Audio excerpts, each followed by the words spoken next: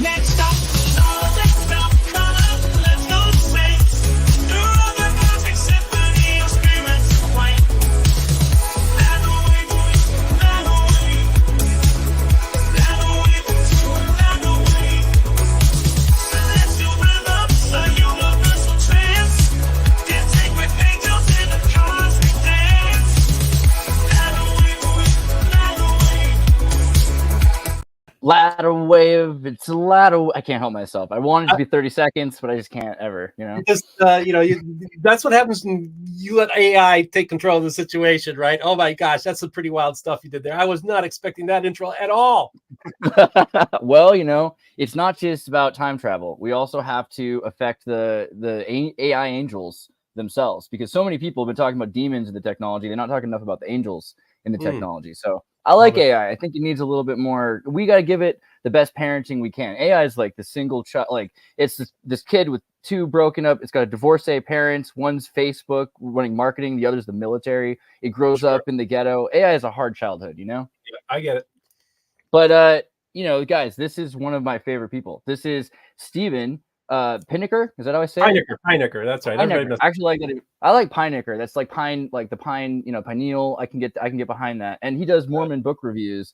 And Mormon books, I don't know if you watch Antique Roadshow, but they're worth like lots of money because they're really interesting. It's about a really important history, an important period in time. And I think it's interesting that you're looking at it from that perspective. But maybe you could tell us a bit about your life, your work, and what you do. Well, Stalin, I got a Book of Mormon here. It's worth around $5,000. It's not the it's 4 pages from the original edition of the Book of Mormon that was gifted to me. What? Yeah, that's awesome. There you go. So I mean, there's a lot to be said right there. Like people are pretty interested in this stuff from all sorts of perspectives, and you've been looking into the history of Mormonism for a long time. Yeah, so I just want to say I have this YouTube channel, and it's called Mormon Book Reviews. So check it out and click and subscribe, because we talk about a ton of different things related to Mormonism, the history, the unique doctrines that Mormonism brings to the table, the idea that Mormonism kind of opens up ideas, looking at the nature of God and the nature of our existence, and kind of does it in a way that's counter to Orthodox Christianity. You know, Joseph Smith was what I would call a religious genius who was able to just tap into things and really get a sense of. I go back and forth. You know, some people say he's a fraud and a con man, and or they say he was this prophet, this prophet of God who was perfect almost. You know, and I think it's kind of in between. I think this was a man that was as flawed as any other man there is. And this, by the way, if you want to know what Joseph Smith looked like, that's what he looked like. Nice. That was a photograph that was just recently identified on my channel. Actually, was where we broke the news story, helped break the news story about this law. We had no idea there was ever a photograph taken of Joseph Smith, and there was, and that's what he looks like. So this is a man, and he was around 39, I think, in this picture, and he had a rough life because he was being chased by. Well, you could say he's being chased by Masons. You could say he was being chased by our government. You could say he was being chased by ex-members of his church. You could say he was being. There are a lot of people that actually wanted Joseph Smith dead, and I always think that a lot of people want somebody dead. Then maybe they're onto something, right? Maybe they're right. Yeah. Maybe they're doing something to make people feel uncomfortable. You know, and people who push back against the dominant narrative often end up being martyrs. And so I just kind of find Joseph Smith as a truly fascinating character that whether you believe in God, in the supernatural, or you just are a materialist and all that, it's still a fascinating story. If you're interested in how does a religion start, how does scripture come forth? What does it look like? What does it look like to even have a picture of a prophet, right? We don't have pictures of Moses, right? But to be able to engage a man who's a man in many ways of our time and place and space, right? But yet he had the audacity to bring forth new scripture. When all the other Protestants and Catholics and other Christians were saying, no, the canon is closed. And ironically enough, they closed the canon. Why? The Catholics closed the canon of the Bible. What does that mean? The canon it means like, okay, there could be no more books added to the Bible. This is it. God is done speaking to us. The Catholic Church makes this declaration, thus saith the Lord almost. And you know what happens? The Protestants, the people who are protesting against the Catholic Church, you know what they do? They say, okay, we'll fall for that. And the reason why the Council of Trent did that was because it was part of the Counter-Reformation. It was the pushback against the pushback of the church. against the dominant narrative that the Catholic Church had controlled for like 1,000 years. And the Protestants went ahead and said, okay, no, we'll close the canon. The beautiful thing about the Book of Mormon and what it does is it just kind of crashes right into the middle of history and makes an audacious claim saying, no, God is not through done talking to us, that prophets can still exist into this day. Because even many say that only prophets are from the days of old. Only scripture can come from days of old. And I'm like, well, as a young boy, I remember growing up and thinking, you know, I grew up as an evangelical kid in the evangelical household. By the way, that's right. I'm not a Mormon. I'm an evangelical Christian. And I even thought, like, it doesn't seem like our scriptures, our Bible's working anymore. People seem to be ignoring God. And it doesn't seem like our Bible works anymore. We need a Bible 2.0. But then I find out about this other young boy, other scriptures. And that's when you could argue it clicked for me and Joseph. I feel in one sense we have a spiritual kinship with each other in that way, same way. I think we asked the same questions when we were young. We questioned, we pushed back against the dominant narrative. And one of the things I did push back against on the dominant narrative was as a young boy, where everybody else in the evangelical world's like, left behind, we're going to be raptured, and all this kind of stuff. By the time I was in second grade, I was like, there ain't going to be a rapture. Wow. What?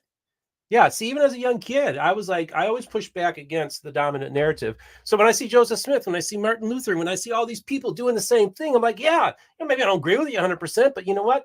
We need people to throw in hand grenades into silos and people who are willing to stand up and say, no, yeah, standing athwart history and saying, this is we're heading in the wrong direction.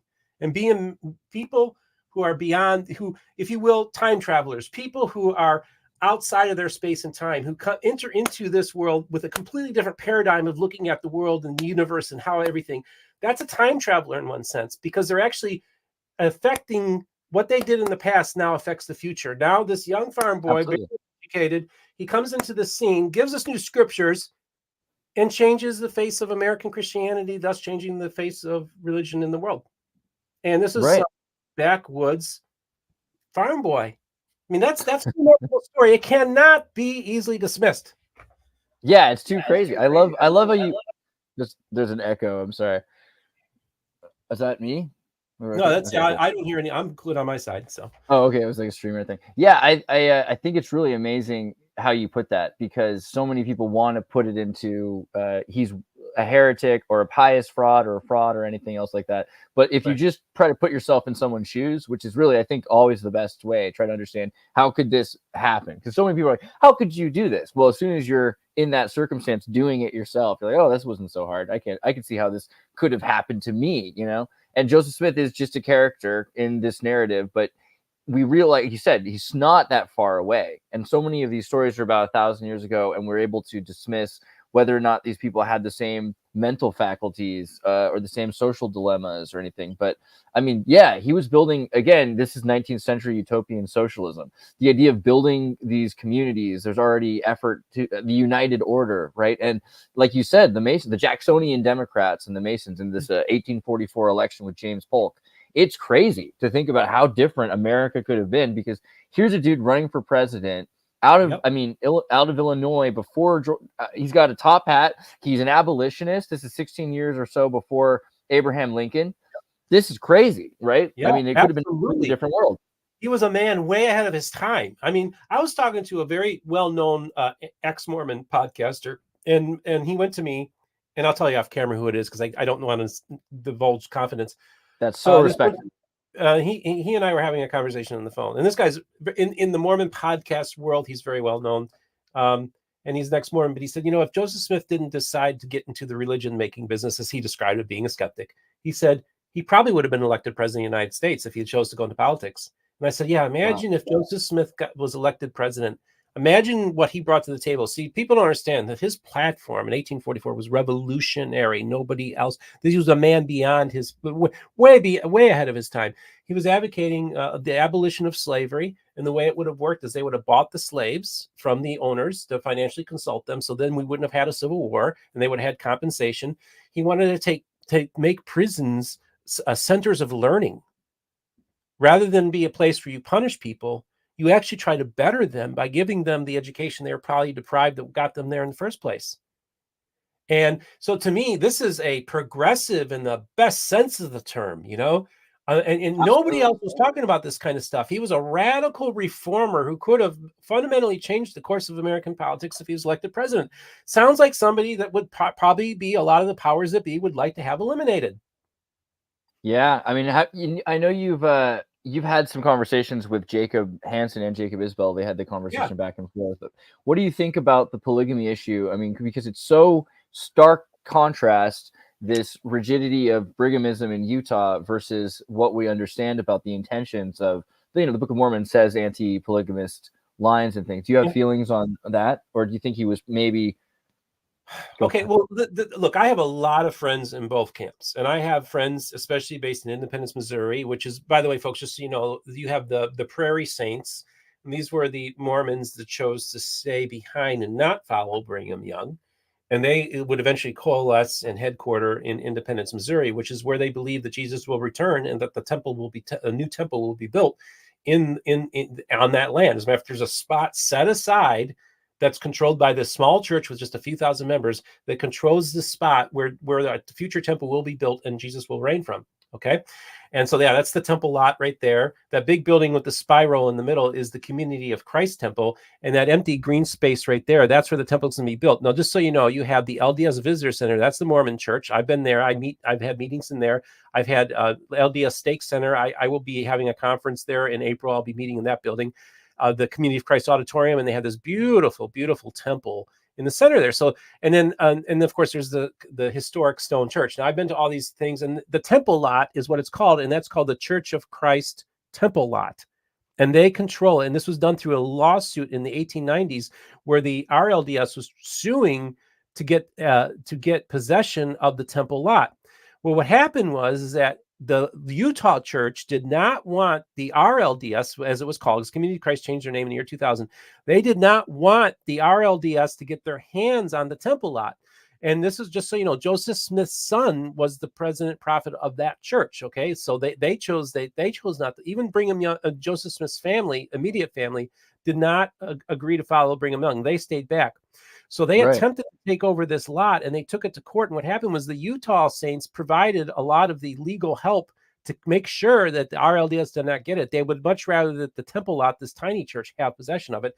And that's what ultimately aided in them being then able to keep control of it, even though it's just a small little church that doesn't have a lot of money. And I think they've probably been offered hundreds of millions, if not more, for that lot, and they seem to hold back and not want to do anything. And that's just me speculating.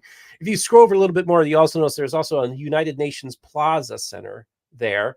And just so you understand, what this is the United Nations Peace Plaza. That's crazy. I never thought about that. That's insane. There's a in Zion. Yeah, think about that. The United Nations has a spot in Zion. Dude, that's this is by the Community of Christ. Right. And so, wow. Yeah. And just if you scroll back over and look at the temple lot temple, if you look, see how they have a map of the world. See, this is the Zionic concept of bringing Zion here on earth. And one of these ideas are manifested through the idea of building a type of New Jerusalem, or maybe it's the city of Enoch. Some people think it's some people think, I don't know. Let me throw this out there. Is there a theory out there that the New Jerusalem will go, because some people refer to it as the New Jerusalem, but then that just seems to contradict the Bible. So I'm just going to riff here and you tell me what you think, because you're Latter-day Saint. Yeah. I kind of think that within Latter-day Saint theology that the New Jerusalem is going to go to Israel, and that the city of Enoch is going to land in the temple lot. What do you think? What do you say to that? So I like the idea that Eden, or the city of Enoch, opens up in Missouri, that there's a way that the portal opens up, because I think Eden probably was in Missouri. I know that sounds kind of Randall Carlson. Yep. Mm-hmm. But if you've seen, I'm going to show you the Pacific Western Sea interior map really quickly. This is the thing that kind of pushed me over the edge. You look into gradual feedback loops and how the environment has shifted, and we understand that this is the map how we expected. Let me find a better example here. See, this is a great example. The Skull Creek Seaway right here. They'll tell you these things happened 100 million years ago, and then they say, okay, 10 million years ago, and they say, okay, maybe 1 million years ago, and then recently it's been within the last 10,000 years because of the Ice Age. And I find that really interesting, because you can dismiss something by saying it was so long ago, but also when we realize that it's not gradual but cataclysmic, there are things that just happen so quickly that we go through these crazy periods. And if you notice, I mean, let's zoom in a little bit here. Like, look at where the states are, right? And so you've got Missouri to Utah, essentially. There's a sea in between the both of them, and then it pours out. It seems really practical that this could have been where humanity's cradle of civilization emerged out of the Americas into Africa. And that's the crazy enough theory, but we have so much gene flow and so many people living all over the world that it kind of makes sense that we have humans that have simultaneously evolved in different places because there was seafaring earliest on, right?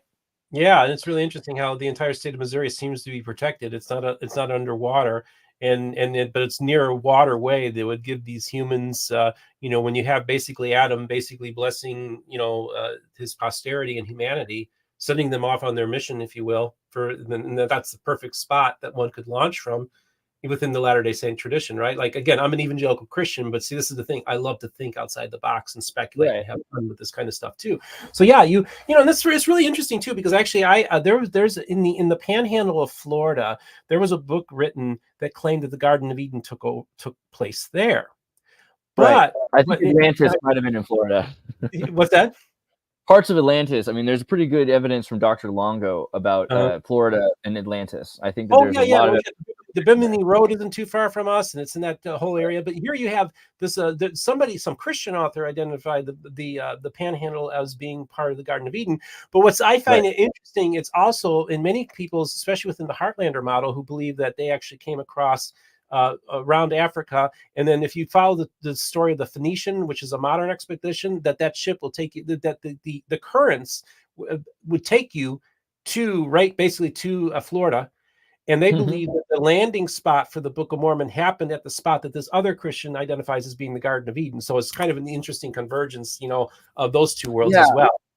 I forget his name, the Heartlander guy. I'm supposed to talk to him at some point. But the evidence for Florida that they returned through Florida is perfect because you can follow the sea currents and it leads you right into the Caribbean. And also, again, with changes of islands and moving of islands, because there are missing islands in the Caribbean now, and there are openings that weren't there before. So it would have been even more convenient to end up right at the coast of Florida. And this is where Ponce de Leon and all these different characters were going and looking for the Fountain of Youth, right? So then, and even considering that there are giants, like there are literally 9 to 10 foot skeletons in Florida, and people that were living to 90, 100, like Native American tribes that were living to like 90 to 100 years old. So there's a lot of people, even at the beginning of the Dutch trading period, that were starting their, like, the idea of retiring to Florida, that goes back like 500 years, because they were like, well, I'll retire where the Fountain of Youth is. And there's evidence that, people started living even 20 years longer, because you're living 67 years old in a city like New Amsterdam or New York, but you go to Florida and then it extends your life by 20 years. So there's evidence of health benefits from Florida that actually are legitimate. It's weird also how we think of science and magic as being so off, but a lot of times a primitive person is just telling you what they know about what makes you better, right? Like being in that place might actually be a healthier place, right? Yeah. No, I agree with that. And it's interesting, is like, why would, like, it's interesting that this part of the world would have been, because the Garden of Eden may have been located in Missouri, but I imagine that that its influence would have also kind of been felt throughout, maybe the North American continent stronger than it would be in other parts of the world. And it just makes you wonder, like, does even the story of the Fountain of Youth, immortality, which would tie in with the Garden of Eden, people who were immortal, that could be some kind of echo from the past or something as well, or is maybe part of some kind of spiritual or mystical manifestation that would draw people, because they're trying to be drawn back to paradise. That's where we're supposed to go. We're going to go back to paradise, back to that Edonic space. And so perhaps these were little whispers of that people, because we're spiritual beings or hardwired spiritual animals, that perhaps we pick these things up and not even realize it, and know implicitly of something is there's a power here, or something that might echo from something in a primordial sense as well. Yeah, I feel like there's always kind of a battle, it's kind of like Rudolf Steiner between like the Ahriman and Lucifer, this idea of extreme darkness, extreme light. There's maybe a balance in between. So when we look at Eden's this perfect natural God-made world versus Zion. Zion is man's closest thing to heaven. And so you can think of like the Revelation idea of Jerusalem as this Borg gold cube of singularity. I mean, it's very technologically forward, but Eden's not. Eden's technogaianism, or some sort of this idea that we're connected with nature, that we're harmonious and we're able to communicate with trees. You know, that kind of thing is, I think, when I was recently looking at that Christian evangelical who went to try to convert the Sentinel Islands, you know, the Sentinel Islands where no humans are allowed to go. Yeah. There. And it's interesting because, like, essentially what he did was he tried to visit and convert Eden, right? Like, that's like the last bastion of nature, of Eden, and it's crazy man to think in his primitive state, man in his, like, the early man, if you will. Like, but primitive prime. So it's funny when we say primitive, because I think the Western idea of primitive is bad, but it's really just like roots or primal, you know, and it could be that's pure, you know, in a sense also. Yes, because these people live in a garden, a jungle, and they're in tune with that land in a very unique way. And so, that makes you wonder. Yeah. And then I just feel, like these people feel like they need to go and convert. And this is the problem. This is the problem, folks. Like, I'm not like some progressive lefty or anything like that, but colonialism can wreak a lot of havoc on people. And part of colonialism was these white people going to other people, dark-skinned people, to save them. And as a result, their cultures get wiped out and destroyed, whether it's through genocide, whether it's through disease, whether it's through or this flat out, genocide. They're like going after them, forced conversions, make destruction of their culture, destructions of their lands. The irony being that, like, was Jesus white? So I get the feeling that this already happened once before to the pink people that were, you know what I mean? Like, white is this sort of the Pink Floyd poster. You know, Floyd's pink. It's the white is when you get the homogeny through the Babylonian pyramid, right? So you've got this idea where white people, or whatever they are, they're going and they're converting people. There's like, let me tell you about Jesus. And like, oh yeah, what did he look like? So, well, he was tall. No, what color was his eyes? Well, I don't know. Did your father see him? No. Like, well, you've never seen this guy and you want me to believe in this? Like, who is this guy? It's so beyond this is why Muhammad isn't shown, right? Because if you're converting, eventually you need to understand there's reciprocity. And I think a lot of missionaries, this is something that the Mormons are just figuring out. Like, I just saw pictures of them wearing sarongs on their mission in Samoa. First time, and this is great because it shows that they've always tried to respect people. They try to wear suits to be respectful. Suits are not respectful in some places. Women wear pants, you know what I mean? So having a sarong, so now they're trying to meet you at your place, right?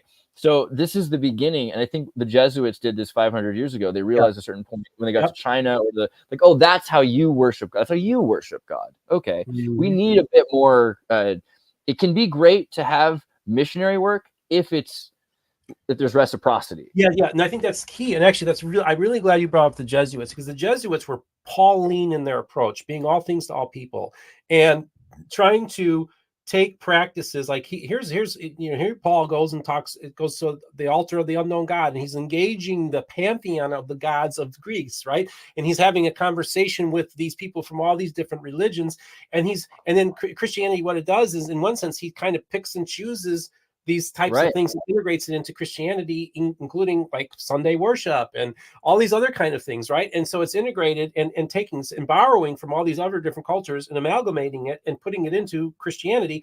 And what the Jesuits are doing is they're doing a very similar thing. They go to these other cultures, like, oh, you have a festival on that day for that. Okay, well, let's kind of pull from that and bring that in there, and start having this interesting conversation. And then what happens is that basically the Jesuits go and missionize the world. And then the Protestants come. And then the Protestants say, well, now you got to look like us. You got to conform. You got to dress up a certain way. You got to blah, blah, blah. And your holidays and your gods are not, nope, boom, boom, boom, throw them all out. And then so what happens is that, of course, the Catholics are like, little stinkers, those Protestants. And then the Protestants, they lay the groundwork. And then what happens? Then we have a third wave. Then we have the Mormon missionaries come. And then the Protestants are like, wait a second, we did all this work. And now they're picking off our people. It's like, well, hey, no, actually, it was the Jesuits that laid it out for you. And so you got to understand that, hey, they're just doing exactly what we did over the course of the last few hundred years. They're just following our lead, and they're reimagining Christianity, and they're bringing a different aspect to it as well. And I find that fascinating. And I do think it's important because, unfortunately, I think with the homogenization the correlation within the Mormon church, it kind of squeezed out the creativity and the speculative and the weirdness of Mormonism. Like I tell us, to keep Mormonism weird. That's the key thing. Keep Mormonism weird. I don't want you to become just like us. I don't want you to become boring Protestants. I want there to be the excitement, the visionary of this genius that is Joseph Smith. And so we have this whole thing now where apparently that the Mormons are starting to now engage and have the conversations with these different cultures. And that's what the beautiful thing about Mormonism is. It's open to the idea of learning from other religions and other faith traditions, where the good and the true from other places, and integrating it into the conversation. So I think that's a positive thing, in sense, a net positive for humanity. That if we quit trying to proselytize and then make people like us and make them do things. And this is the thing. Unfortunately, with Mormonism is you could go to any ward anywhere and it's going to be the same thing.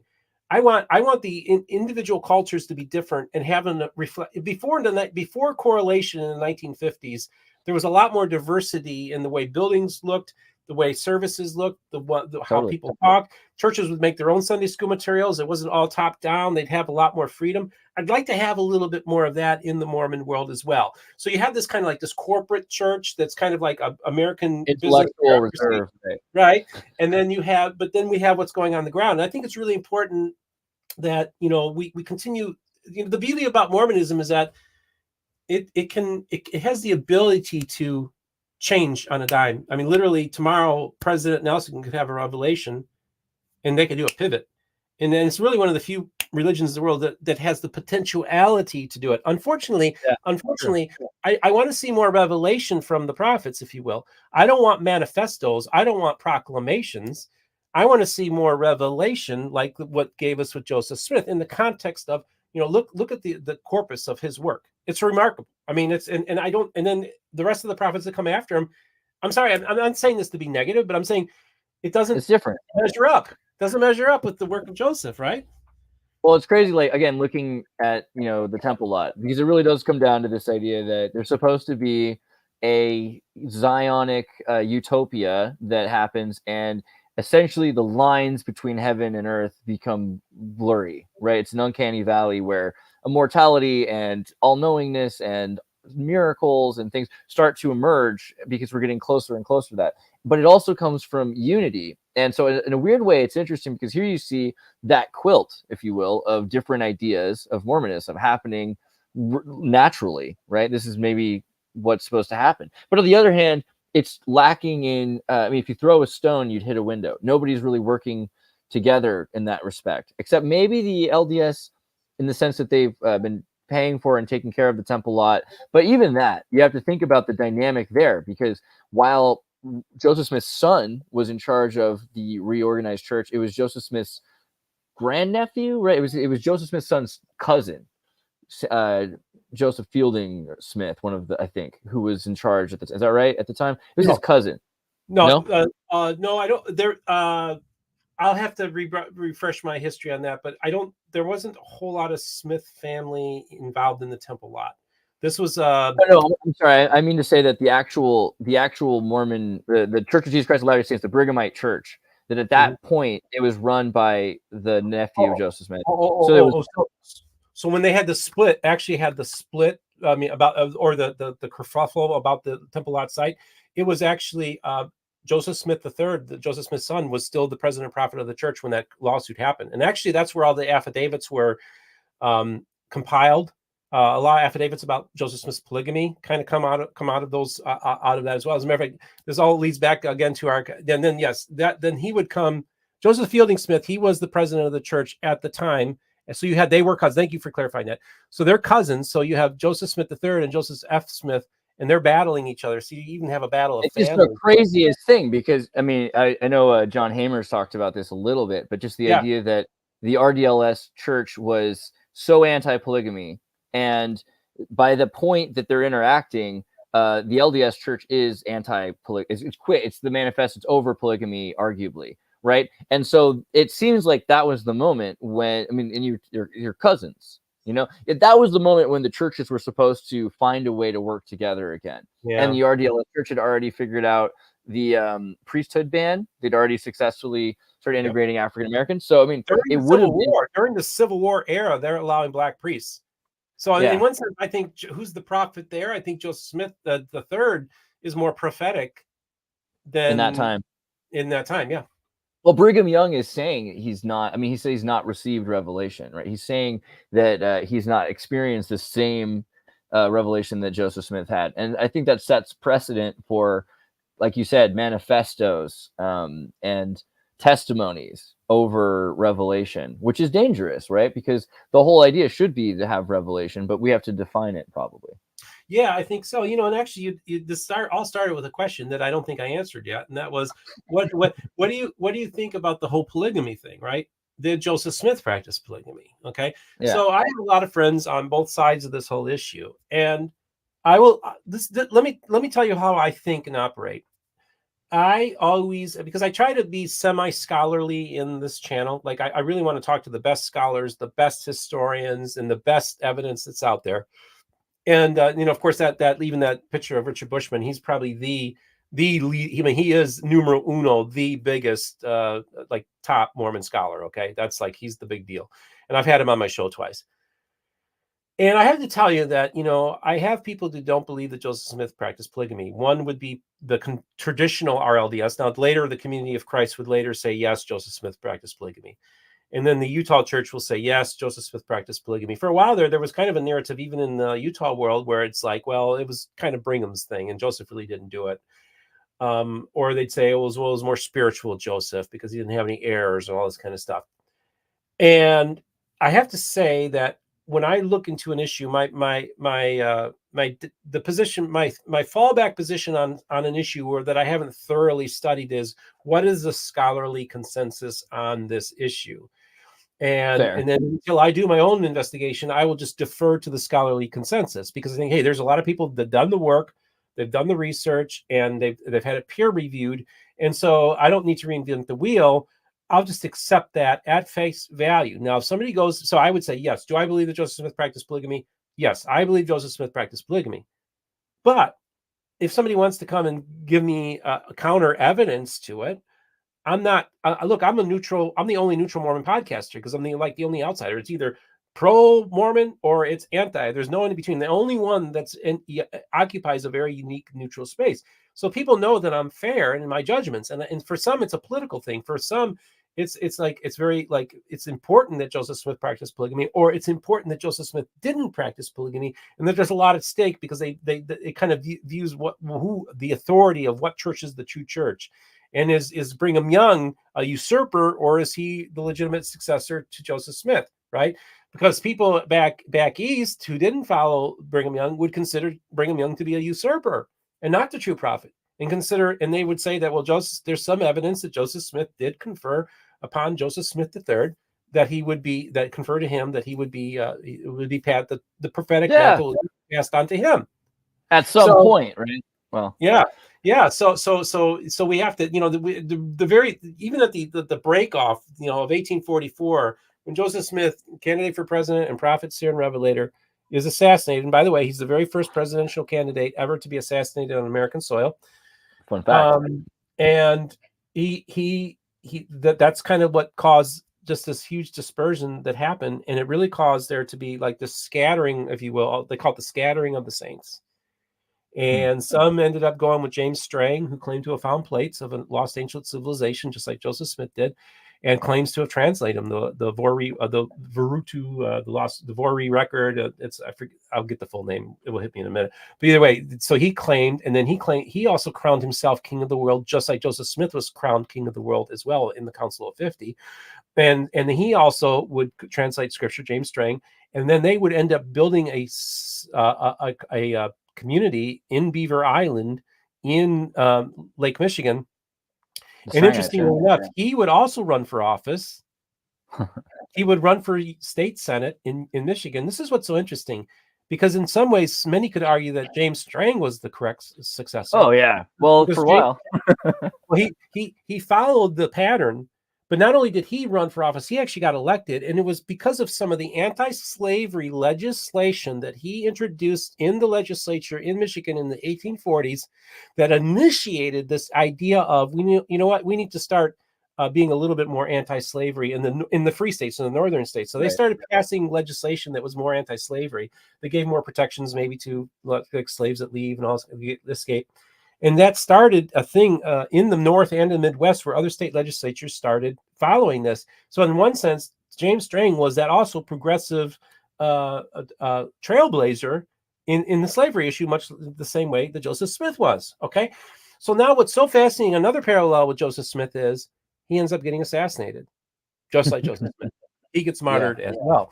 So this is a really messy. And I would comment also on the Strangites that they after they killed Strang, they kidnapped the Strangites who had their communities around Michigan. They would, at night, people came with boats and would kidnap their villages and scatter them. Yeah, so which is mind-boggling. This is what they did. They deliberately did this. What they did was they went to the island and they threw them all out of the island, and then they made a point to scatter them to all different ports. They didn't take them to one landing spot. They deliberately separated them, and that's really what ultimately kept the church from. It really was kind of the death knell. Now the church still exists. It actually has a flourishing congregation of a couple hundred people in Burlington, Wisconsin. And that's near the site where the plates of this lost civilization were allegedly. John isn't John Hijack associated with them? Is he? John Hijack is also a Strangite, and he does have a legitimate line of succession, if you will, through his baptism, and his actually was baptized here in Florida. John Hijack, not too far from where I live. One day we're going to film with John, and I are going to film something at his baptism site. But he actually he actually had there's a tension between the congregation there in Wisconsin and with John.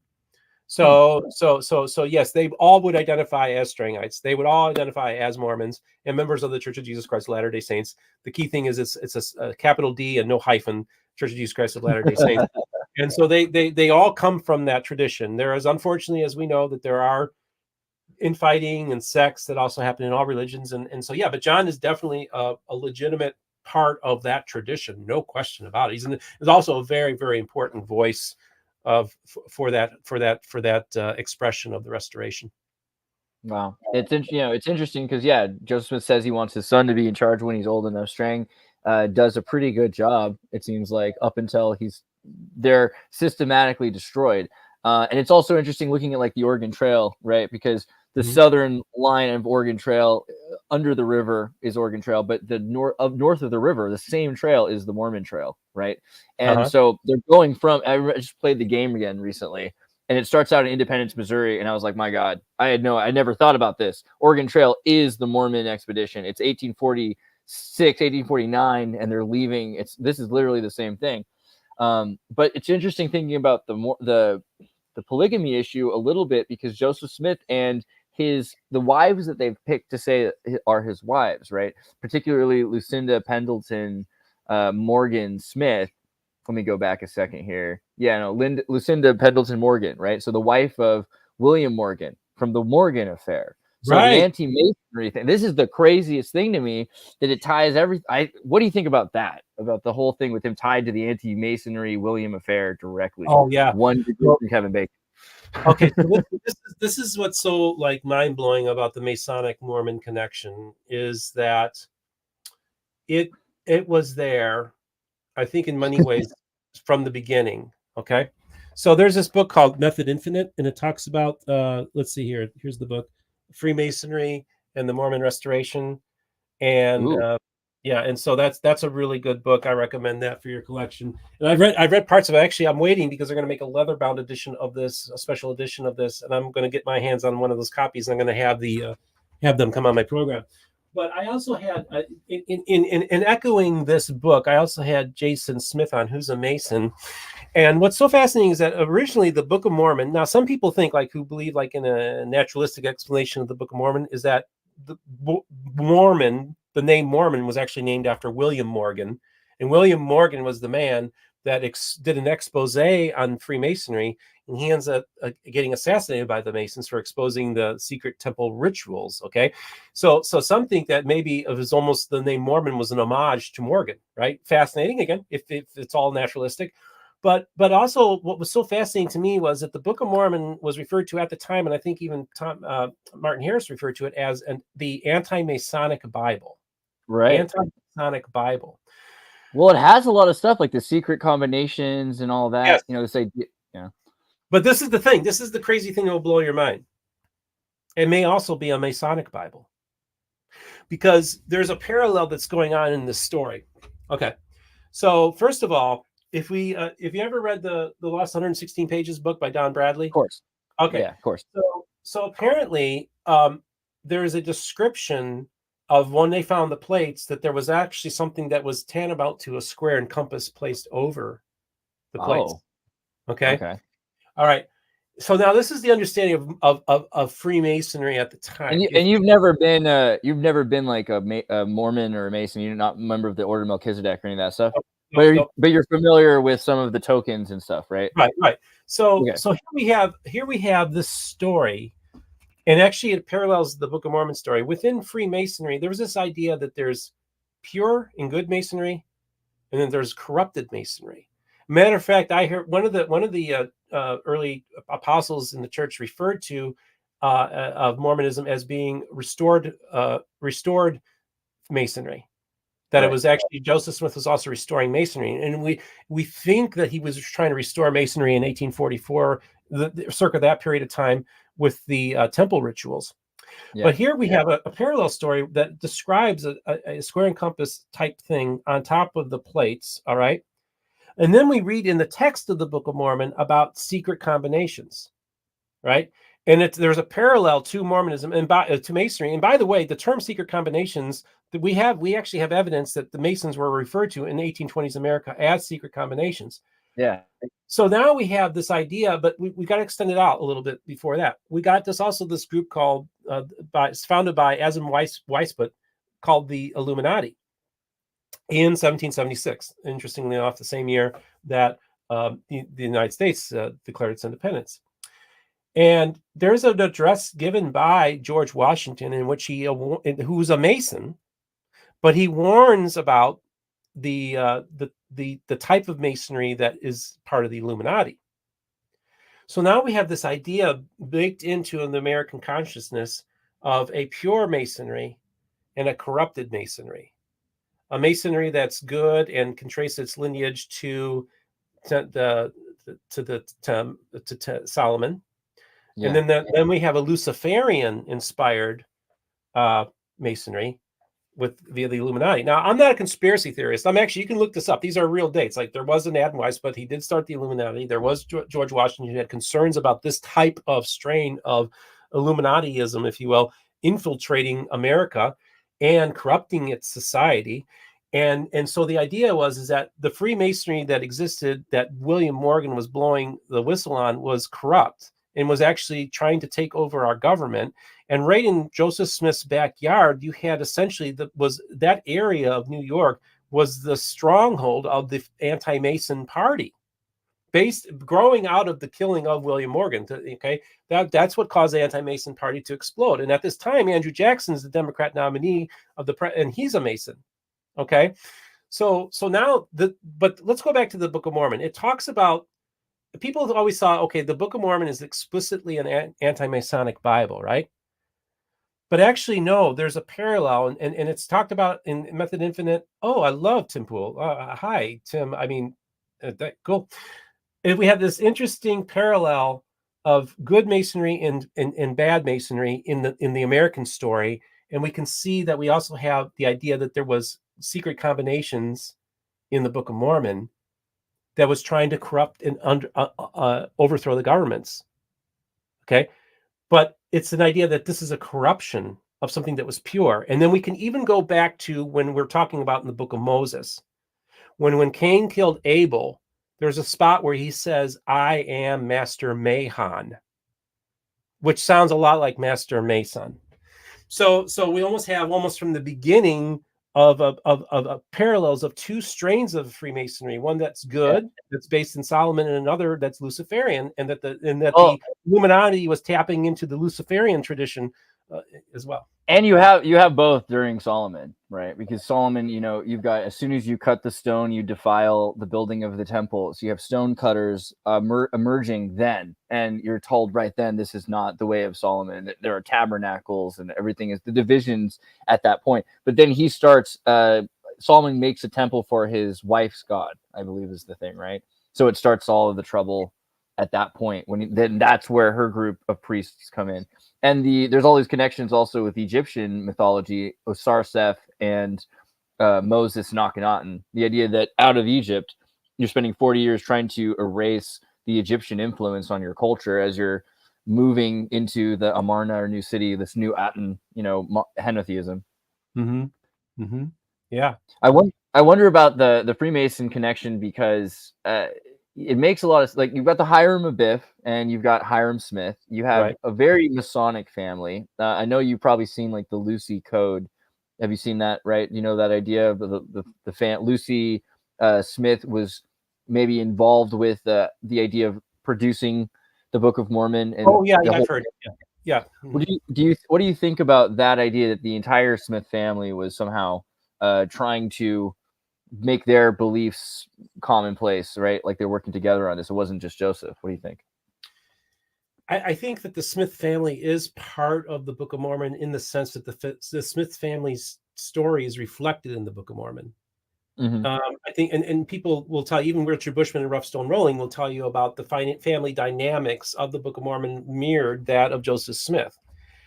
I actually look, whether I take a naturalistic explanation that it's all man-made, or I take a more supernatural explanation. I think everything about the Book of Mormon can be placed right at Joseph Smith's feet. Now, there's other people that I'm looking at other research. People are telling me, no, I actually think so-and-so was also involved. And let me give you my evidence. I sit down with scholars and they give me their stuff. So it's still a story that's being told and unfolding.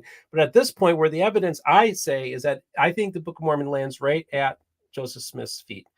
And whether he's using the Urim and Thummim spectacles and or the seer stone in a hat, okay, and you can go either way on that one too. Only he knows, looking into that hat, what was really going on. That's my belief. And so whatever comes out of his mouth either was coming from here, or it was coming from these objects that these spectacles that he was able to do the translation with, or it was a combination of the two. It was also Joseph Smith makes the family dynamics of Joseph Smith's family makes its way into the Book of Mormon because he is dealing with this foreign language. And he's the interpreter, or the translator's fingerprints are going to get all over the translation of the process of the Book of Mormon. So that's why I can't say either or on this whole thing. But I don't think I need a bunch of people in a conspiracy working together with Joseph Smith. I think that even a naturalistic explanation for me, if he's just, I think it all comes from him. But subconsciously, I think he's a genius. However you look at him. And, right. And again, somebody who's a believer, and again, I'm an evangelical Christian, in one sense, no dog in this fight. But as somebody who's a believer, I can't just dismiss the Joseph Smith, and I cannot dismiss the Book of Mormon, because it makes a claim, an audacious claim. And the reality is that we have new American scripture. We have it. And we can't deny the existence of American scripture. It's pretty based. Also, have you heard of Mormon Belgium? So there's a Rosicrucian order that comes out of Mormon Erezi in Wallonia. Mm-hmm. It's pronounced Mormon. It's pronounced Mormon, but it's with a T. But they have a Rosicrucian temple and order here that do baptisms of the dead. And I know I saw Doll Cleek said she has a friend who is Mormon. They said they can baptize or save the dead. Yes, it's called ceremonial magic, and it's super based. But no, with the idea that it comes from older traditions, because you're talking about the Freemasonry and Rosicrucians. America, you've got both, really. You have this idea of Sir Francis Bacon's Nova Atlantis. They find a Bible on the shore of the Americas, and they've built their own new American Zion, right? That sounds a lot like the Rosicrucian narrative. Sounds a lot like the positive Masonic Mormonism. Even the fact that they have baptism for the dead Rosicrucian rituals that mirror them. Do you think that there's a connection at all with Rosicrucianism? Have you looked into Rosicrucianism? I mean, I have a little bit knowledge of it. I've studied it in the past, and I do find that these are potential influences on this world. There's no question that we're having a dialogue here about these ideas and concepts. But I want to go back to that Lost 116 Pages book a little bit, because Don Bradley, the author, basically what he tried to do is, folks, just so you know the story, like, if you watch the South Park episode, we all know what we're talking about, was the lost 116 pages of the Book of Mormon were lost. The first 116 pages they did.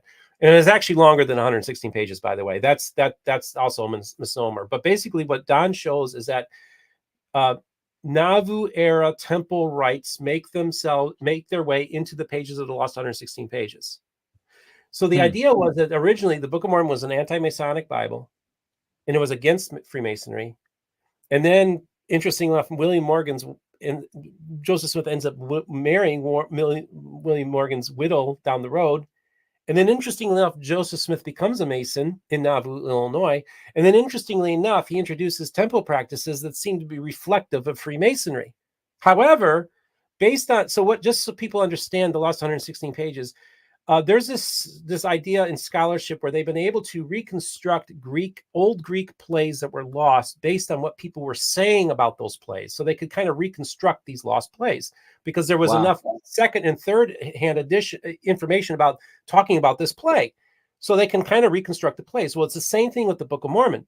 Don was able to reconstruct parts of the lost pages of the 116 pages of the book because there were people that were talking about stories from the Book of Mormon that aren't in the Book of Mormon.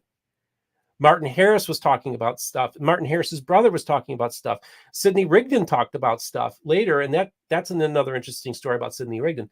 And then we have Joseph Smith's father being interviewed by these people who are outsiders, asking him about the Book of Mormon, and he's telling them stories that are not in our current edition of the Book of Mormon.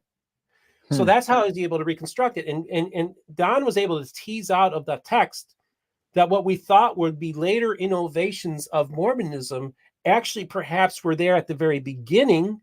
And then this conversation that Joseph Smith is having with his modern world, the conversation that Joseph Smith is having with William Morgan, because see, this is the thing. During Joseph Smith's time, you had William Morgan's expose that exposed the temple rites, the Masonic temple rites, but also they would do traveling shows, outdoor theaters where people would go around and do these demonstrations of this Masonic rites. So it would have been known to Joseph.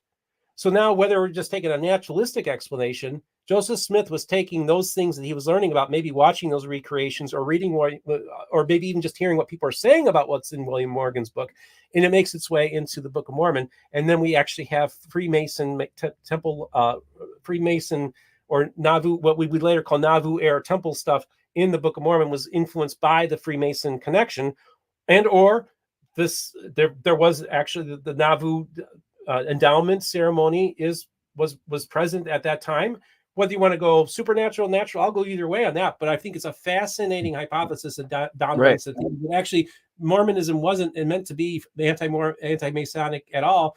It was actually pro-Mason in the sense that the good aspects of Mason, and as a counter to the counterfeit Masonry. Wow, that's really interesting. Wondering about the temple ordinances makes you really consider just how much Freemasonry has existed, or some sort of, temple traditions have existed since the very beginning of time. And so why do you think they're so important? Why do we need them so badly? Why do we need the temple rites? Well, just maybe, it seems like we're going through these rituals, right? Like the Masonry thing is like you go through a stage and the next stage, and that way they can make sure that you don't have any spoilers, so you have the emotional response at the right time. I mean, what do you think is the reason why we have secrets versus mysteries, right? Why do we keep secrets and respecting mysteries? And this is the thing I always tell people, is that I don't really have a problem in many ways with the temple rites, and I'll tell you why. Because literally at contemporary to Joseph Smith, millions of evangelicals were participating in similar ceremonies in Masonic halls, and to this day, millions of evangelicals participate in these ceremonies. And you know who the largest single group is of membership in the Freemasons? It's Southern Baptists, the largest evangelical denomination in the world, or in America. And so it's still there. The Masonic temple rites are still part of, in many ways, it's practiced by evangelicals. So I think it's really weird that we go after the Utah Saints when there are probably million more evangelicals participating in the base in many of the similar parallel ceremonies to this day. So I'm like, Almost certainly.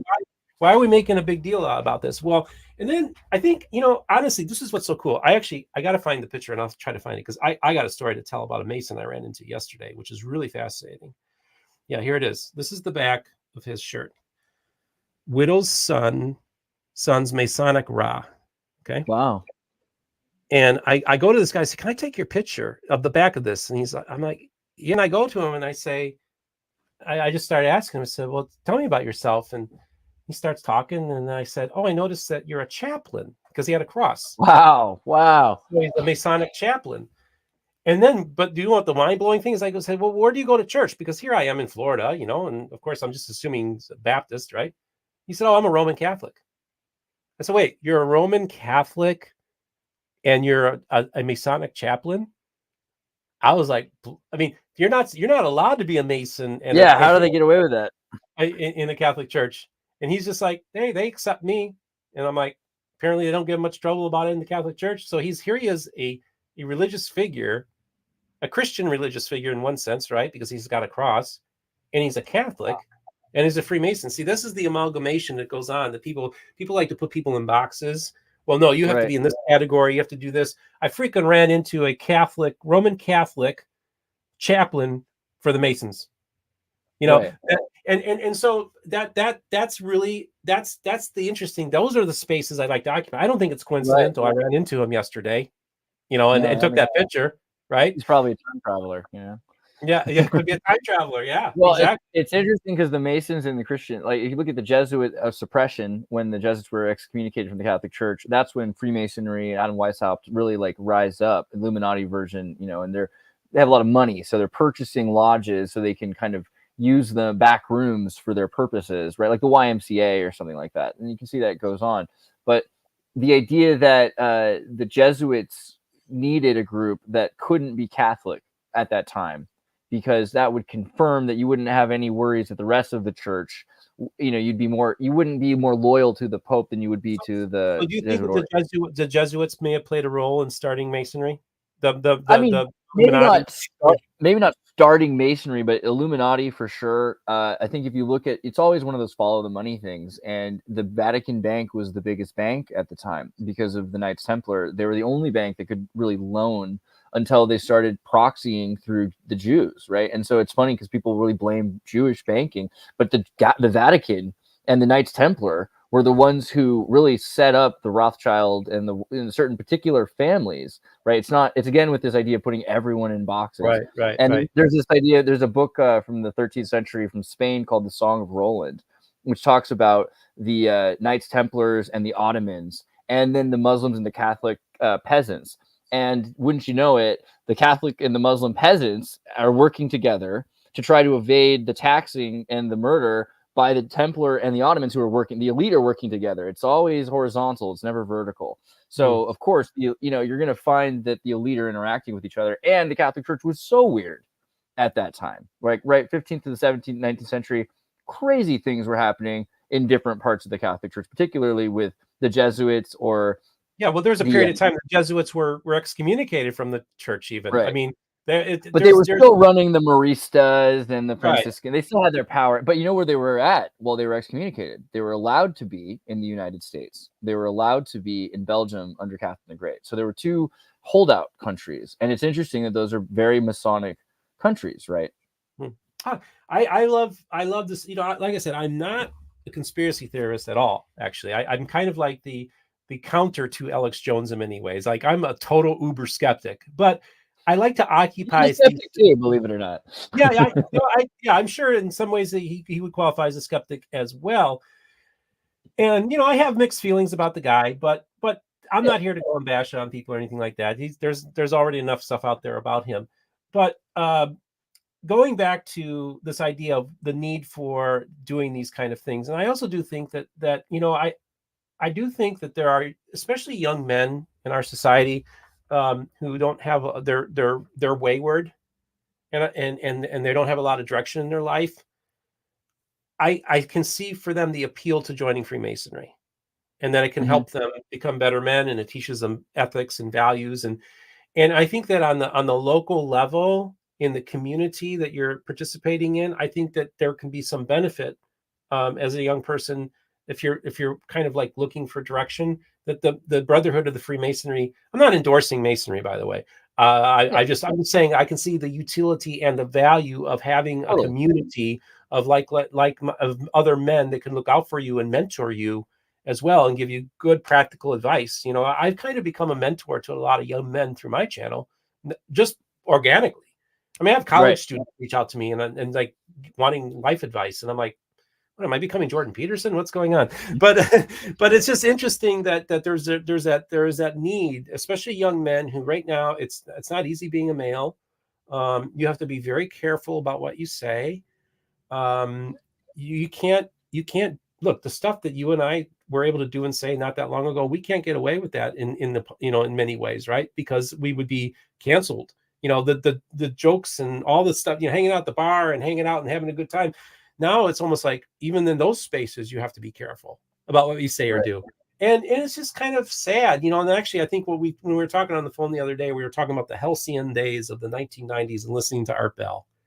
The simplicity of turning on that radio station, the Coast to Coast AM, which I listened to on WLS AM, the 50,000 watt channel that covered 38 states and 4 Canadian provinces. So you could, anywhere you were traveling, you could listen to Art Bell through most of the country. And I always thought that he was just an interesting dude because he let a lot of people come in and just anybody could call in. There was like hardly no call screening or anything. I think he was even doing the call screening. I mean, literally, it was just put them on and let them talk, And now everything has become so like controlled that you have to watch what you say and all this kind of stuff. And I just kind of miss. It's kind of ironic that we thought that the internet was going to be this place where all these ideas were explored. Yeah, I don't know. I would argue that AM radio after midnight in the 1990s probably was a better form for free expression than the internet has become. Wow. It's really true. I mean, I think that's a great criticism. And it's, the idea of being a skeptic and questioning everything. And like, it's also something that we face. Like, how can you be careful when you question something, because you have to be respectful and you don't want to hurt people. But we do live in a world where people seem to act impulsively with information, not contemplate information. Yes, I agree. And I do feel that, look, I'm not a conspiracy theorist, but I do say that there's a lot of manipulation going on of people. And there's this constant fear and this constant this 24-hour news cycle that's just constantly just badgering us and throwing information at us, throwing us at us. And I disconnect from that. You got to disconnect from that world. And I do feel like, what bothers me is that I feel like the voices, the adults in the room are no longer here. They've been pushed out. And it's basically our society is literally controlled by the extremes in the Republican Party, the extremes in the Democrat Party. And there's this huge, vast middle of people that just want to. Yeah, there's all these Masonic chaplain Catholics. I mean, come on, there's people in the middle. Yeah, that's right. There's all these people in the middle, right? And you know what we want? We just want to live in safe neighborhoods. And many of us do, actually. It's in many ways it's not as bad as people think, but we just want to live our lives and be left alone. And they get us all caught up in all of this stuff. And I think look, I'm not an anti-vaxxer or anything like that. But to me, I find it so amazing that the left at one time was so cool. The progressives at one time stood for something. The old school anti-fluoride, and now it's the ACLU back in the day. I love the ACLU of the 70s and 80s, where they would literally defend Nazis' right to speak, and they would have Jewish and Black attorneys representing them in court. I mean, there was something about that old school ACLU and that old school progressivism that I loved. Sure. There was a vitality there, and they were firm believers in the First Amendment. Oh, hardcore, as hardcore as Republicans are about the Second Amendment and conservatives are, they were about the First Amendment. And I always respected that there was certain values that the left had that I admired from afar. I'm like, I kind of like that ACLU. I like that they stand up for people. And then all of a sudden, now, but you know what happened was a decision was made in the late 80s by this guy named Tony Colillo, who was a Wow, you know. California congressman, and he decided, you know what, we're no longer going to be the party of the working class and the labor unions and the small people. We're going to go to Wall Street and say we want a piece of the action. Yeah. And so the very first trial balloon, if you will, of this new idea was Bill Clinton in 1992. Okay. So Bill Clinton gets elected in 1992 and this basically says, Wall Street, we want you in on us too. So now you have corporate control of both parties. And I tell people, I say, listen, you don't understand. If you hate Donald Trump voters, it's because you lack empathy for your fellow human being. Look, I'm not a big Trump guy either, but Nice. Bubba in 1992 and 1996, the state that he did best in was West Virginia. Guess what is the state that Donald Trump did best in both elections? West Virginia. Why the shift? I'll tell you what happened. There was this thing called NAFTA that Bill Clinton, a traditional Democrat, would not have supported. The old school Democrats, right? But he said, well, I want to be, you know, I want to go and I want Wall Street to love me. So he pushed us through this free trade deal. Okay. See, I'm from the Midwest. It affects you directly. Okay. So let me explain something. People like to say Ronald Reagan was anti-unions. Well, you know, maybe he was, but you know what? He didn't decimate the industrial Midwest like Bill Clinton did. Now, what was happening during Reagan's administration was, and going into the 70s and 80s, was automation was introduced into the factory thing. So that means you didn't have to have as many workers working in the factory, right? So that's what caused the unions, a lot of layoffs. But people want to blame Reagan on that. No, it was automation that was going on. Okay. Right. But basically what happens is we still have a vibrant factory system in the smaller and sleeker, but we do have an industrial Midwest still existed. And specialists you could buy your air conditioner. Your air conditioners came from the Midwest. Your cars came from the Midwest. Chrysler, your refrigerators, everything came from the Midwest. Okay. Apple computers now they're doing, and everything Atlanta, was taking place there. And then he signs this free trade agreement, which on paper really was a great thing. But you know what, homie? Back in the day, you could buy a refrigerator and you didn't have to worry about buying a new one for 20 years. Back in the day, washer and dryer that would last you probably for your marriage, or at least maybe you might go through 2 washers and dryers in your entire marriage, assuming you had a long-term marriage, right? Now, guess what? White liberals get to spend $50 less for their washing machine because it's made in China and Mexico, and then they break down after 3 years. And this is the legacy of NAFTA. Is it destroyed our industrial base, and what do we replace it with? Well, guess what? The pharmaceutical companies come in and pour all their stuff, and you get these people whose lives are destroyed because their livelihoods were destroyed and their families were destroyed. Right. And then these people, these liberals, these Democrats, and I'm sorry, I'm non-political, but I hate it when people hate. And when these people hate on Donald Trump supporters, they said, do you realize these are traumatized people who were screwed over by Bubba in the 1990s? Okay, that's the legacy of the Clintons. That's the legacy of the Democrat Party betraying its roots and become another corporatist party. And then on top of it, look, I'm not anti-vax or anything. I'm not into conspiracy stuff. But why in the heck are all these lefties promoting all these corporate companies and pharmaceutical companies now? Where is the skepticism that the left used to have about the FBI and the CIA and the corporations and big pharma? They fall in line with all these institutions that defined what being a progressive activist was, is that you push back against those groups. And now you're their PR. Literally. And so that's what gets me. I'm like, and again, I'm not political. I'm libertarian. Okay. I mean, I have progressive ideas. I think there's some ideas of progressive. William Jennings Bryan was a great evangelical Christian who was a 3-time nominee of the Democrats, but is also part of the People's Party. He was the Bernie Sanders of his time, and he was an evangelical Christian. He was a progressive just like Bernie. So a lot of Christian ideas are like the liberation theology, and even Joseph Smith's United Order are like socialist utopia ideas. Like they are progressive ideas, right? Yeah. I think that, look, one can approach the Bible and be able to tease out progressive ideas. as well as traditional ideas. I think there's a lot in the scriptures that one can look. There's a lot of value to the Book of Mormon. It does not function as scripture to me, but I'll tell you what, homie. Look, talking about Zion, let's talk a little bit about Zion. Okay, so I'm going to be giving a presentation, this April and you're going to be there at the Firm Foundation Conference, Rod Meldrum's, and I'm going to be, I guess, the primetime keynote speaker, 7 o'clock on Thursday the 18th, and I'm going to be talking about a Protestant defense of the Book of Mormon. But I'm also going to talk about, and I'm just going to preview it a little bit here. And the preview is, I want to also maybe tie into this talk about, is the restoration ready for Zion? Are we as a people ready for Zion? When I talk about we, all of humanity.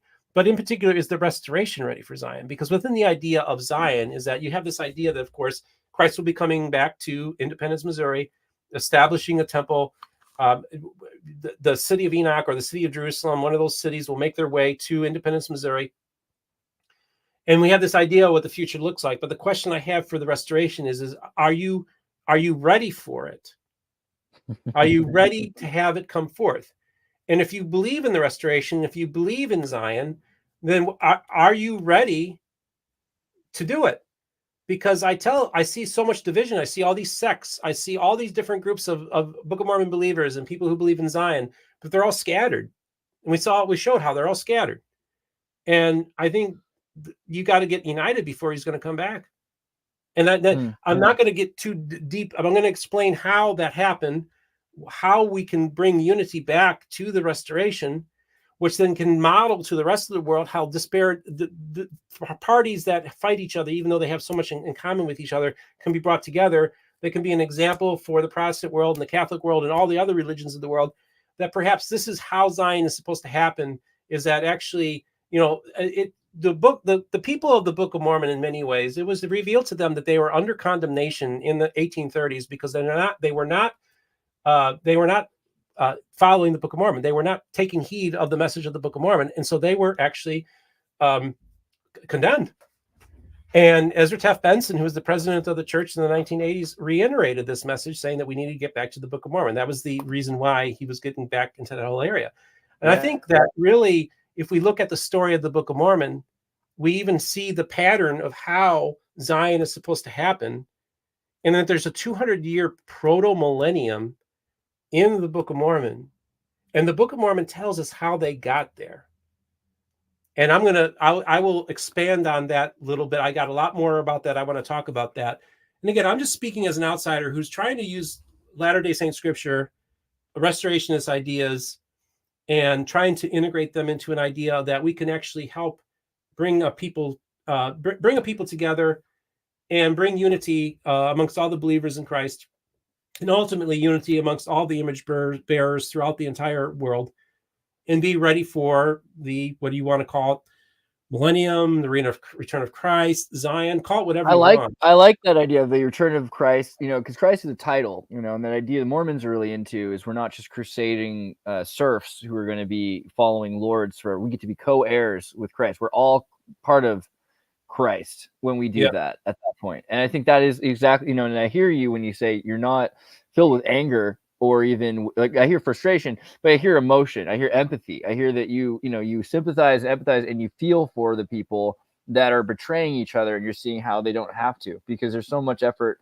being put into being heard rather than listening, and really there should be at this point, when you look at it, an emergence of the next thing. Zion could be what you call it, but I don't mind that. I think then they go in the Matrix, they call it Zion. So I think that's we're all right with Zion. It's this idea of the future, a perfect place, maybe where we're closer to what we've defined in the past as heaven, right? Omnipotence, knowing all things, immortality. If we can end suffering, do you think, like with transhumanism and futurism, are these things that you see as part of the quest for making the world a better place, or are they dangerous?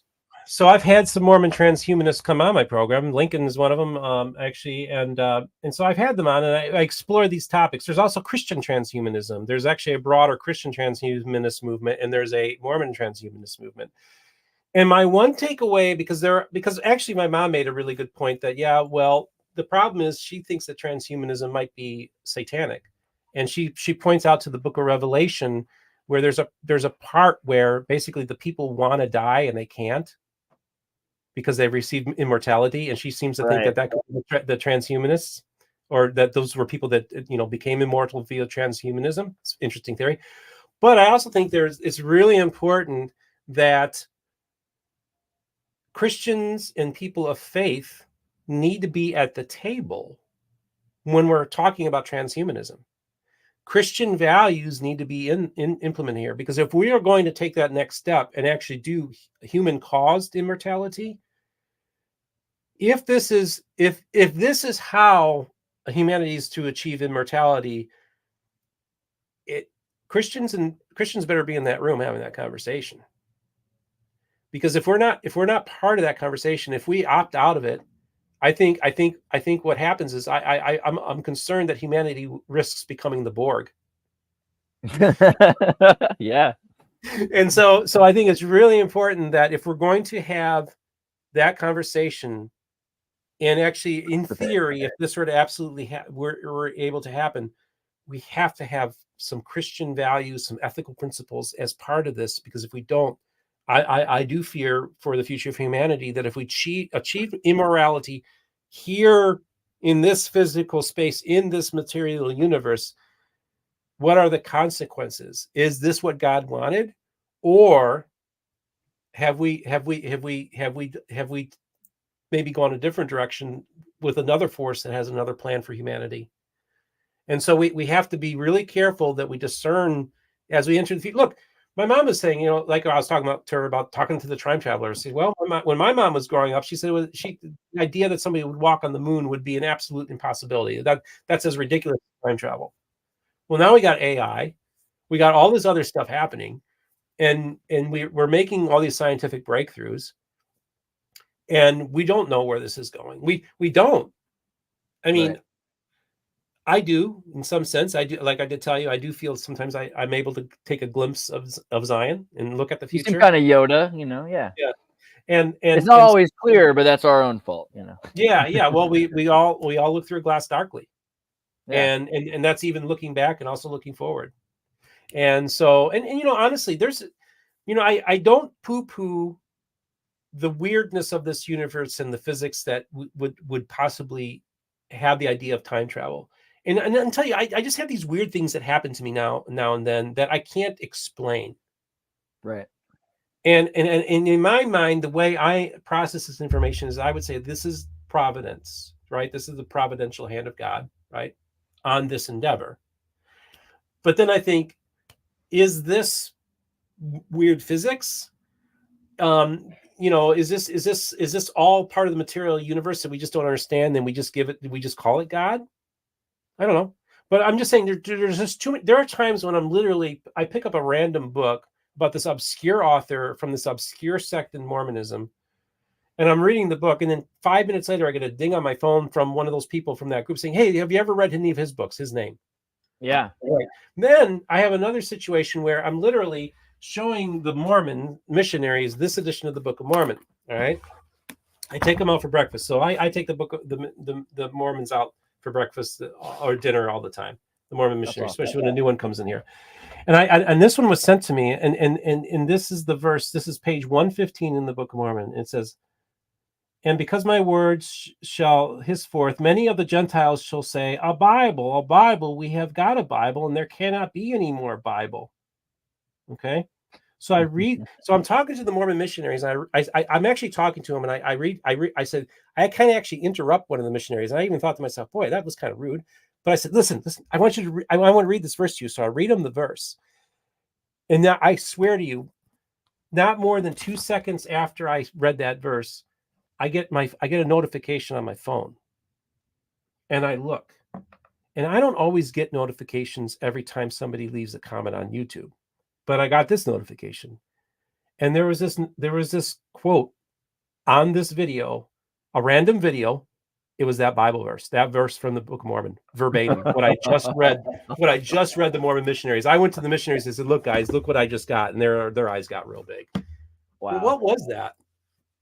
That I mean, yeah, like the synchronicity is something that a lot of people want to dismiss miracle or divine providence as terms, but people are very comfortable with glitch or synchronicity or the fact that quantum entanglement. For some reason, quantum entanglement's easier for people to handle than divine providence, I guess.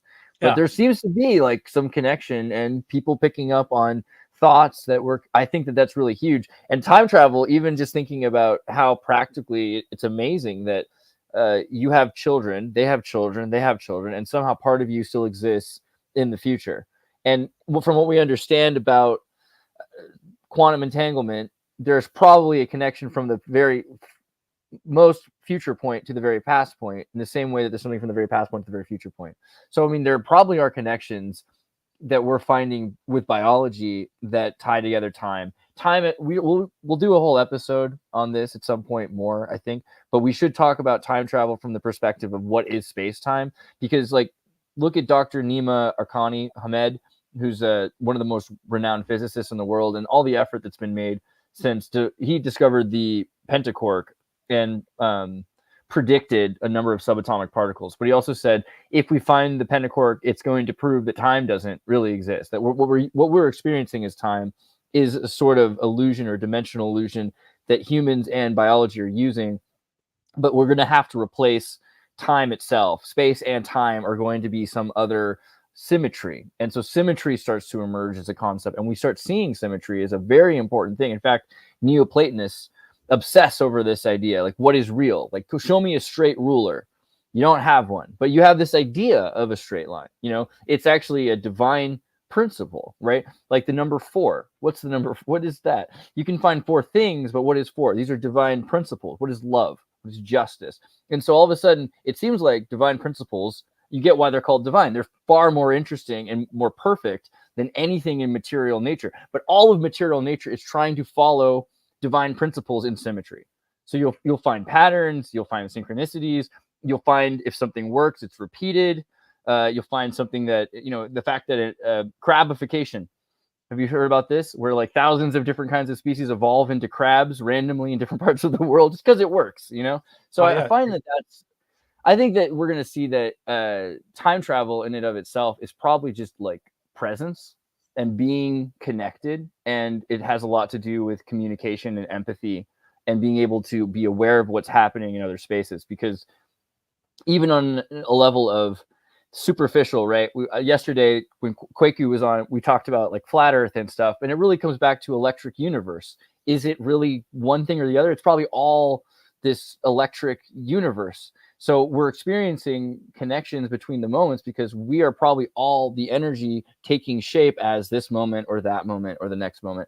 And we probably can reality shift. It seems crazy, but have you ever been driving somewhere and you're going to be late and somehow you arrive on time because you've been praying about it? I mean, I've had that happen to me way too many times. I don't know. It seems like that's just a minor miracle, but time dilation is already something interesting. And the idea that we have mixed memories, on one hand, this could be a conspiracy theory, like the Berenstain Bear. Maybe they're changing the book titles on purpose. Maybe people are just misremembering it. But on the level of we're living in a postmodernist world where people don't experience reality as much. They live on the internet now. Yeah. So you have billions of people that their reality is like the moon landing. Did it happen? Well, if your mom saw it, isn't that more important? Like, does it, like the idea of the conspiracy theory there, it's like September 11th. Like what happened afterwards and all of the war in Iraq and Afghanistan and things that had nothing to do ostensibly with this thing. These butterfly effects matter. So it's worth studying them. I think for the same reason you say, we should be careful with, like Joseph Smith, the idea, like whether he's a pious fraud or not a fraud at all. It's like the effects are so huge. You see millions of people are affected by it. So time travel, I think, yes, on one hand, we could say that these things sound silly because we're not able to do them perfectly yet. But because of the way time works, the fact that we're connected from the past to the future, and we're living in a world where we're seeing hypotheticals become real. Like AI is a great example. 10 years ago, people thought it was, a sci-fi movie. And now everybody is directly connected to AI. Everyone is talking to AI. It just took less than a year, really. Yeah. So I think we're going to be living in a world very soon where it'll be better just to anticipate everything's possible and to be, careful about that. And Yeah. I think that's again why, like, having Christian values and transhumanism, like you said, Yeah. having values at all, having divine principles at all in Yep. any of our scientific pursuits is going to be important. Absolutely. I think it's vital to this, if in any ways, probably to the survival of humanity. I think that God, we are image bearers. We're all created in his image. And he gives us a lot of gifts and a lot of potential. And I grapple with the idea of, is everything etched in stone? Like, are we predetermined to follow something? And is everything going to happen a certain way? Or is it open where we have the options to go in different directions? And in that we're truly free. And I think it's hard for me to grapple with that because I was also raised like as a Calvinist. So we kind of almost drilled in. Yeah, right. Right. And now I'm actually Calvinists might be just as interested in time travel for the opposite reasons. I feel like you're just like, I can't stop it. I don't know.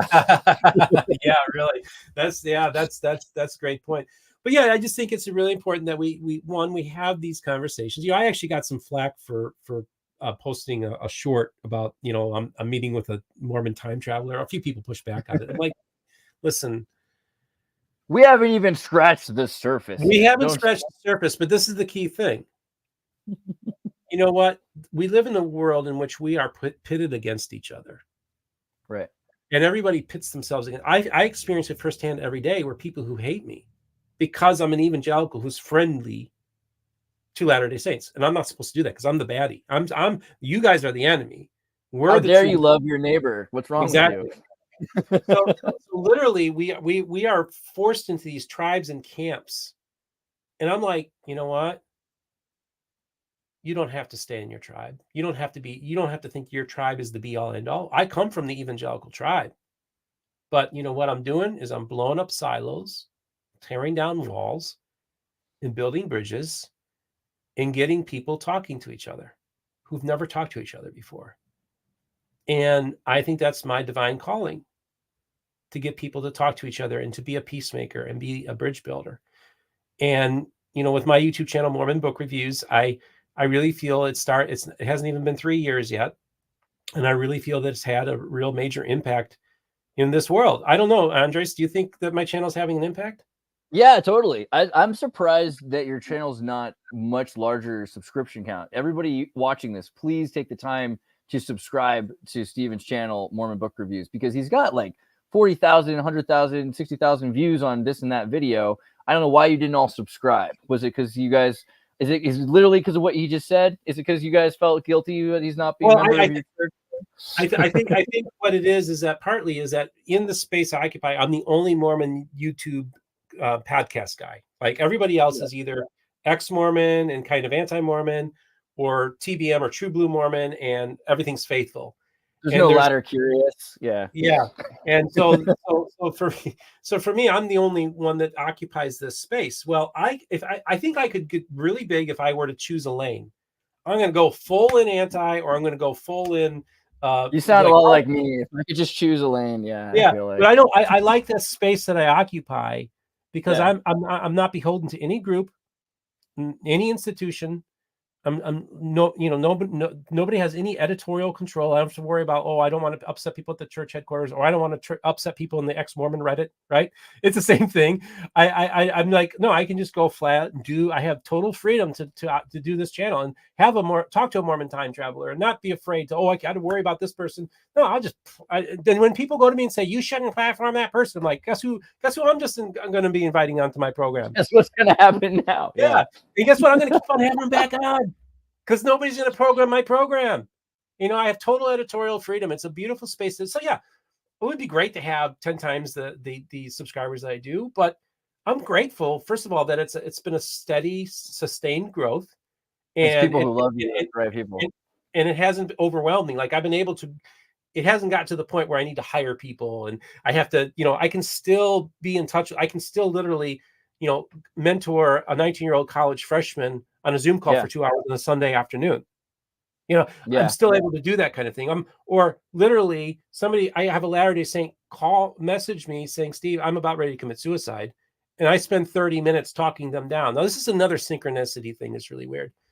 So I'm heading to go to the Vicar night service on a Saturday night. Those are the Pentecostal Mormons, by the way, the Church of Jesus Christ. Okay, and they're And based you were in- just checking them all out. That's awesome. yeah, I check them all out. I worship with the Book of Mormon believing Pentecostals, the Church of Jesus Christ. So I'm heading to a special Saturday night preaching service they're having. And you know, it was weird because I was planning on taking guests with me. And I kept on thinking, no, I'm not supposed to take any guests. And I couldn't understand because I was thinking maybe I could invite this person, but I'm like, no, I'm supposed to drive alone. The next thing you know, I'm in line at the toll booth to cross the Sunshine Skyway Bridge that goes over Tampa Bay. And there's a traffic jam. And I'm like, oh shoot, I'm going to be late for this thing. Like, I mean, I left in plenty of time. And then I'm actually talking to another YouTuber on the phone, and I get this message from this Latter-day Saint saying, Steve, I need your help. I'm basically I'm going to end my life right now. So I get off. I read the first message that he needed help, and then I see the second message saying that, you know, he's going to off himself. So I'm in this traffic jam going up this bridge, which, by the way, this bridge is like the Golden Gate Bridge in San Francisco. This bridge is the place that people go to commit suicide. So I'm going up this bridge very slowly because it's a traffic jam, because there was an accident where it closed the one lane. And I spent 30 minutes talking him down from a suicide attempt while I'm crossing over a bridge slowly, thinking of all the people that had committed suicide jumping off from this bridge. That wasn't lost on me. And so after 30 minutes, we were able, and then I've done follow-up. He's doing better. He's only like 22, 23 years old. He's just a kid. And I got off that phone and I was just like, what just happened? I wasn't prepared for that. I don't have the degrees and the licensing to do this, but I was able to do it. And there's a reason why I was the only one in that car. I intended on taking guests because that call had to be done one-on-one with him.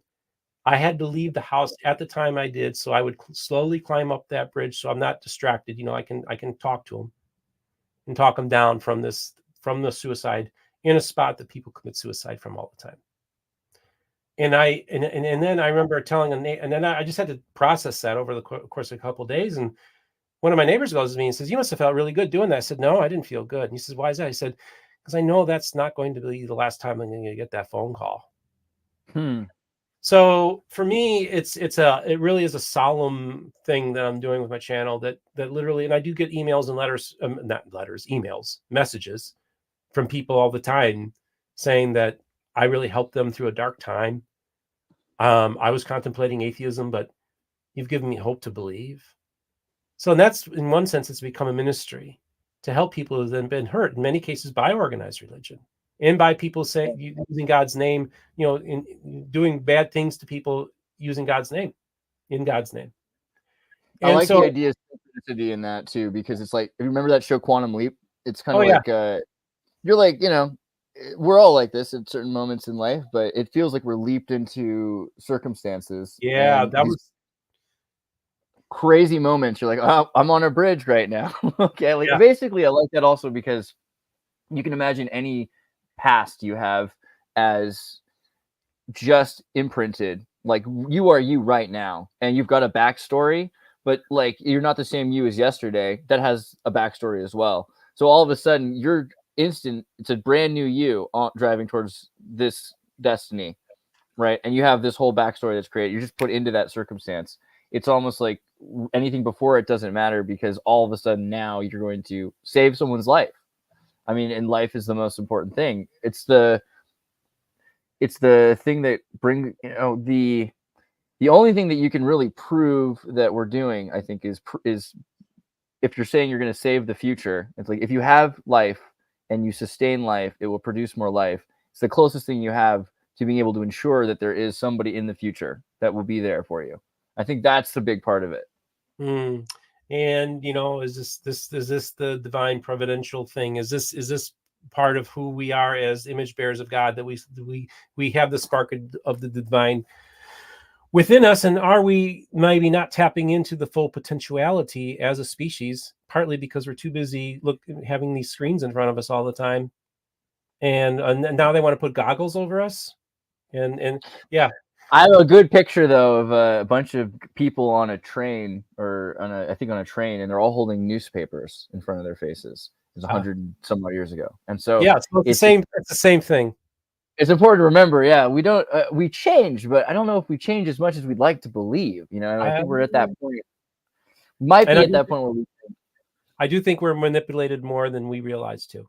I think that yeah. I'm not a conspiracy theorist, but let's not doubt that there's a lot of manipulation that goes on all the time from our governments, all different governments, from different corporations, and just folks, you got to unplug yourself from that world now and then, and be self-reflective, and meditate, and take deep breaths, and have a prayer life, have a spiritual side, because that's what puts us in touch with our ancestors from the distant past, is that common humanity that we have, but also the divine spark that we can actually almost date it. The divine spark of humanity, when we became image bearers, was the moment when we start seeing that our ancestors started burying their dead, and then they would start maybe burying objects to them that were important to them, or that would be helpful to them in the afterlife.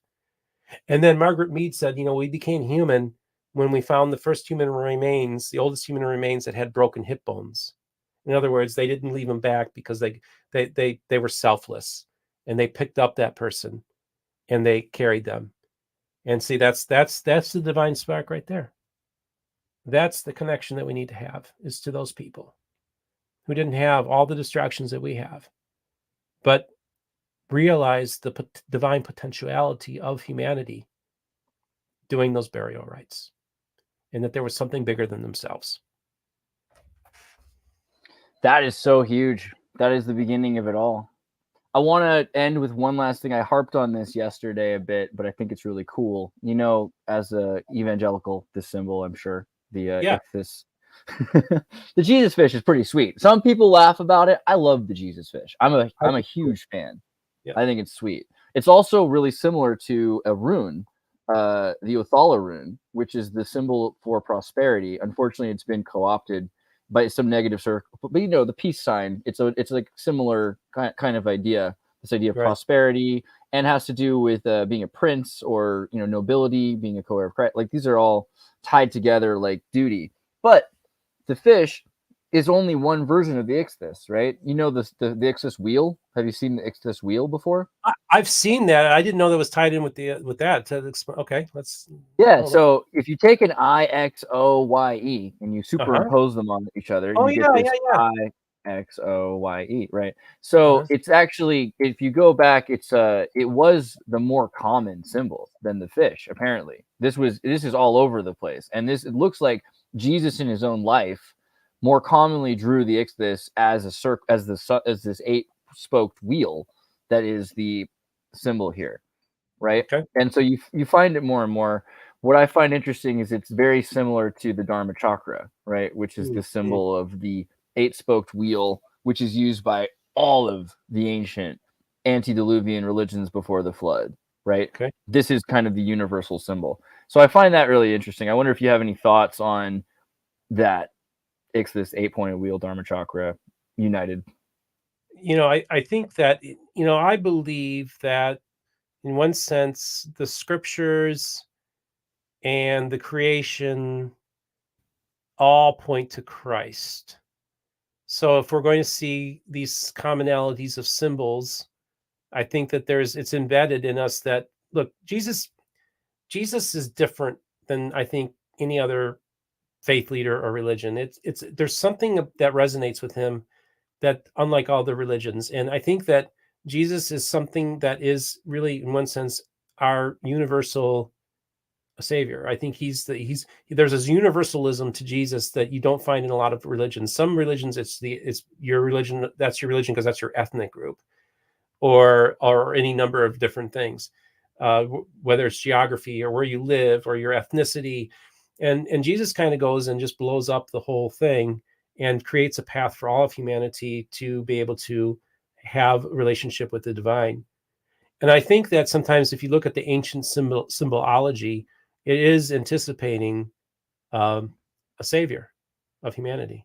And I think that that's kind of how I would look at it. So that's just me on the fly there, giving my interpretation, if you don't mind. Is that okay with you?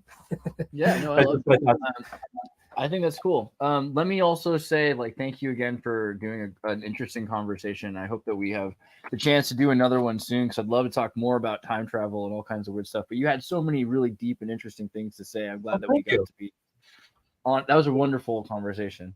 I didn't know what I was going to bring to the table today, but I appreciate this, and thank you. And thank you for promoting my channel, Mormon Book Reviews.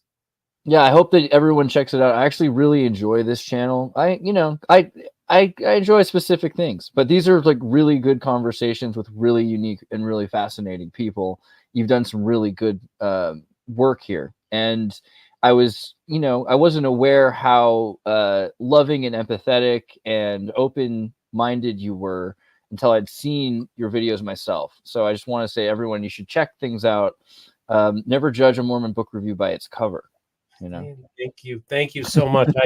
I really appreciate it, dude. And check out my channel, Mormon Book Reviews. I also have another YouTube channel called Utah Interfaith Forum, where we're going to have conversations with people from the interfaith world, which I'm really excited about. As a matter of fact, I take my first episode today about that. Yep, Utah Interfaith Forum. Thank you for subscribing. Appreciate it. And that's a new channel I'm launching to have adult conversations of people from different faith traditions and see where we can find the commonality and embrace the idea that we are all image bearers. That's a freaking sweet goal right there. All right, I'm for it.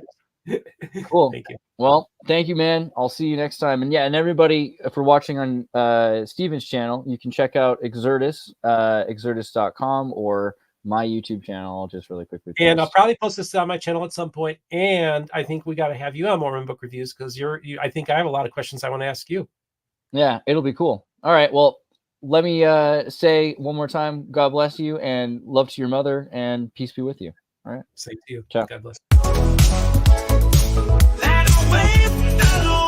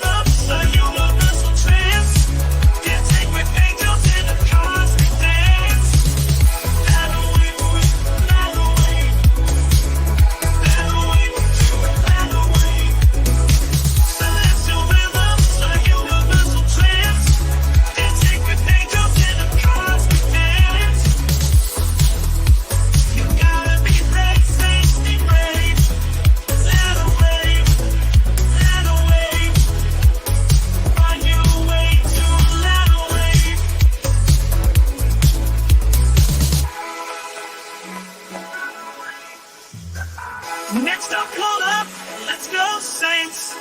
Guided by faith, where